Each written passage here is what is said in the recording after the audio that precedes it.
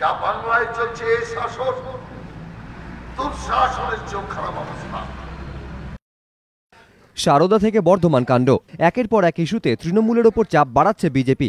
সাম্প্রতিক একাধিক সভা সমাবেশ থেকে নাম করেই মমতা বন্দ্যোপাধ্যায়ের বিরুদ্ধে তোপ দেখেছেন বিজেপির কেন্দ্রীয় নেতৃত্ব।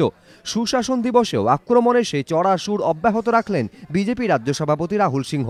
প্রাক্তন প্রধানমন্ত্রী অটল বিহারী বাজপেয়ীর জন্মদিন উপলক্ষে 25শে ডিসেম্বরকে সুশাসন দিবস হিসেবে পালন করছে কেন্দ্র। মমতা বন্দ্যোপাধ্যায়কে আক্রমণের জন্য বৃহস্পতিবার সেই দিনকেই বেছে নেন বিজেপি রাজ্য সভাপতি।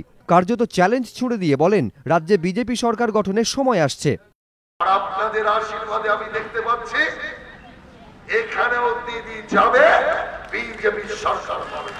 সেই কারণে আমি আপনাদের পরিষ্কার করে বলতে চাই, শাসন চাই সুশাসন।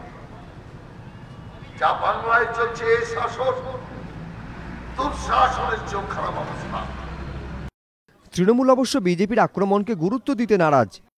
দুঃস্বপ্ন অনেকে দেখতে ভালোবাসে, যারা ছাদের উপরে গিয়ে আকাশের তারা দেখে নাচে, ভাবে নিজেদের জন্য তারাটা উঠেছে।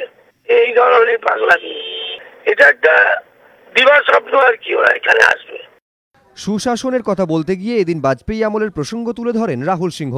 এদিন দলের কর্মসূচিতে উপস্থিত ছিলেন বিজেপি বিধায়ক শ্রমিক ভট্টাচার্যও। সত্যজিৎ বৈদ্য, এবিপি আনন্দ, কলকাতা।